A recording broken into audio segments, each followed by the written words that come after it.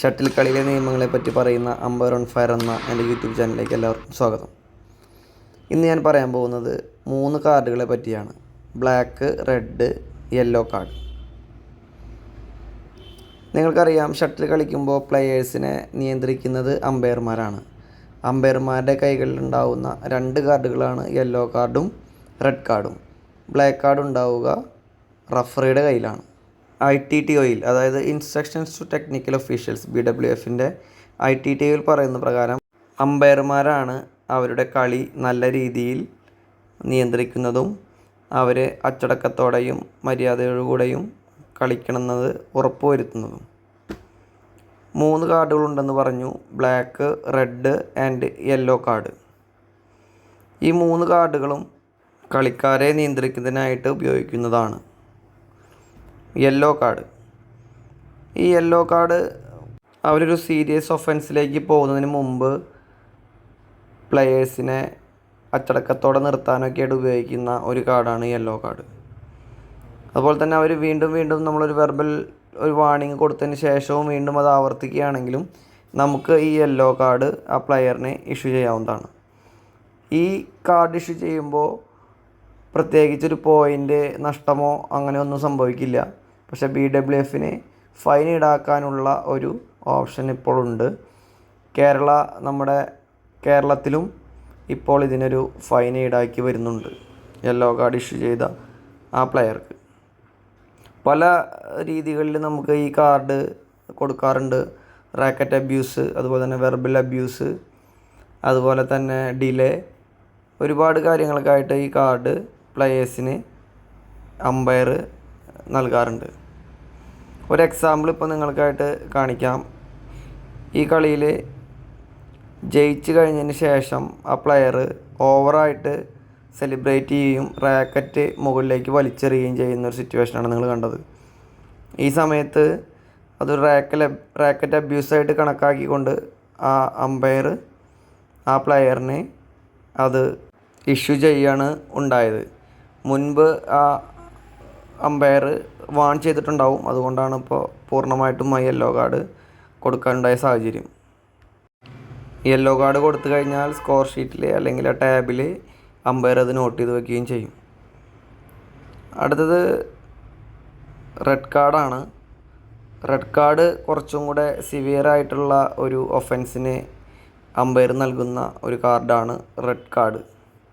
Red card കിട്ടിയാൽ അപ്പോൾ തന്നെ ഒപ്പോണൻ്റ് ടീമിൻ്റെ, അതായത് റെഡ് കാർഡ് കിട്ടുന്ന ടീമിൻ്റെ ഒരു പോയിൻ്റ് നഷ്ടമാവും. പെട്ടെന്ന് തന്നെ വേണമെങ്കിൽ റെഡ് കാർഡ് കൊടുക്കാം. ആ ഒഫൻസ്, അതായത് എന്ത് രീതിയിലുള്ള ഒഫൻസാണ് അതിൻ്റെ സിവിയറിറ്റി അനുസരിച്ചിട്ടായിരിക്കും നമ്മൾ ആ റെഡ് കാർഡ് ഇഷ്യൂ ചെയ്യുക. യെല്ലോ കാർഡിന് പോയിൻ്റൊന്നും നഷ്ടപ്പെടുന്നില്ല. പക്ഷേ റെഡ് കാർഡിന് ആ റെഡ് കാർഡ് കിട്ടിയ ആളുടെ ഒരു പോയിൻ്റ് അപ്പോൾ തന്നെ പോകുമെന്നുള്ളതാണ്. അതിനുശേഷം അപ്പോൾ തന്നെ റഫറിയെ വിളിച്ച് ഈ കാര്യം അറിയിക്കുകയും അമ്പയർ ചെയ്യണം. ഞാൻ നേരത്തെ പറഞ്ഞു, യെല്ലോ കാർഡിന് BWF ഫൈന് ഈടാക്കുന്നുണ്ട്. നിങ്ങൾക്കൊരു സിറ്റുവേഷൻ ഇപ്പോൾ കാണാം.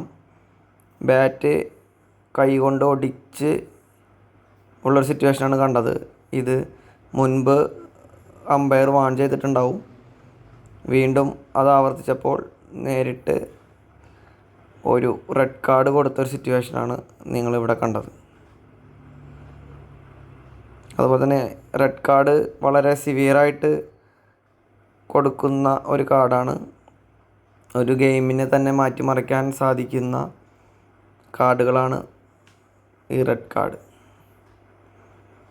വേറൊരു സിറ്റുവേഷനും കൂടെ നിങ്ങൾക്ക് കാണിച്ചു തരാം. അമ്പയർ വെർബലായിട്ട് വാർണിംഗ് മുന്നേ കൊടുത്തിട്ടുണ്ട്. വീണ്ടും ഡെലിബറേറ്റ്ലി ആ കളി ഡിലേ ചെയ്യുന്നൊരു സിറ്റുവേഷനാണ് നിങ്ങൾ കാണുന്നത്. ഇപ്പോൾ തന്നെ അമ്പയർ പ്ലെയറിനെ വിളിക്കുകയും ആദ്യമേ ഒരു യെല്ലോ കാർഡ് ഇഷ്യൂ ചെയ്യുകയും ചെയ്യുന്നതാണ് നിങ്ങൾ കാണുന്നത്. അമ്പയർ ചോദിക്കാതെ വീണ്ടും ആ പ്ലെയർ വീണ്ടും ആ മാച്ച് ഡിലേ ചെയ്യുന്നു. അവിടെ ഒരു ടവലിങ്ങും അതുപോലെ തന്നെ ക്വിക്ക് ഡ്രിങ്കും എടുക്കുന്നു. വീണ്ടും വരുന്നു. അത് ചോദിക്കാതെയാണ് ചെയ്തത്. വീണ്ടും ഇതാ അമ്പയർ ഒരു റെഡ് കാർഡ് കൂടി ഇഷ്യൂ ചെയ്യുന്നു. മാച്ച് പോയിൻ്റ് ആയിരുന്നു അത്. അപ്പോൾ ഓട്ടോമാറ്റിക്കായിട്ട് ആ ഒപ്പോണൻറ്റിന് ഒരു പോയിൻ്റ് കിട്ടുകയും 21-19 എന്നുള്ള രീതിയിൽ ആ മാച്ച് അവസാനിക്കുകയും ചെയ്യും. വളരെ ഗുരുതരമായിട്ടുള്ളൊരു കാർഡാണ് ആ റെഡ് കാർഡ് എന്നുള്ളത് മനസ്സിലാക്കാൻ പറ്റിയൊരു സിറ്റുവേഷനാണത്. അടുത്തത് ബ്ലാക്ക് കാർഡ് ഡിസ്ക്വാളിഫിക്കേഷനാണ്. ഈ കാർഡ് അമ്പയറുടെ കയ്യിലല്ല ഉണ്ടാവുക, റഫറിയുടെ കയ്യിലാണ് ഉണ്ടാവുക. അടുത്തത് ബ്ലാക്ക് കാർഡ് കിട്ടിയ സിറ്റുവേഷനാണ്. നിങ്ങൾ നോക്കുക, അവിടെ വളരെ ഒരു അക്രമാസക്തമായിട്ടുള്ള ഒരു സിറ്റുവേഷനാണ് നടക്കുന്നത്. ആ കാണികളും അതുപോലെ തന്നെ ആ ഫീൽഡ് ഓഫ് പ്ലേയിലും ആകെ അവർ ഓടുന്നു. ആകെ ഒരു പ്രശ്നം നിറഞ്ഞൊരു സിറ്റുവേഷനാണ്. അവിടെയുള്ള ബോർഡുകൾ അതുപോലെ തന്നെ അഡ്വർടൈസിങ് ബോർഡുകളൊക്കെ പ്രശ്നം വരുന്നു. ബ്ലാക്ക് കാർഡ് കൊടുക്കുന്ന സിറ്റുവേഷൻ നിങ്ങൾക്ക് മനസ്സിലായി കാണുമെന്ന് വിചാരിക്കുന്നു. നേരിട്ട് അമ്പയർക്ക് ബ്ലാക്ക് കാർഡ് കൊടുക്കാനായിട്ടുള്ള പെർമിഷൻ ഇല്ല. റഫറിയോട് ചോദിച്ചുകൊണ്ട് റഫറി പറയുന്നത് പ്രകാരമാണ് അമ്പയർ ബ്ലാക്ക് കാർഡ് കൊടുക്കുക. ഇതൊരു സിറ്റുവേഷൻ നിങ്ങൾക്ക് കാണാം. ഈ ഒരു സിറ്റുവേഷൻ നിങ്ങൾ നോക്കുക. ഈ സിറ്റുവേഷന് ഏത് കാർഡ് കൊടുക്കുമെന്നുള്ളത് നിങ്ങളൊന്ന് കമൻറ്റിൽ മെൻഷൻ ചെയ്യുക. Okay, thank you for watching. ഇതുപോലുള്ള ഷട്ടിൽ കളിയിലെ നിയമങ്ങൾ പറയുന്ന വീഡിയോയുമായി ഇനി വരാം. അപ്പോൾ എല്ലാവരും ഒന്ന് സബ്സ്ക്രൈബ് ചെയ്യുക, എൻ്റെ ചാനലൊന്ന് ഫോളോ ചെയ്യുക. Thank you.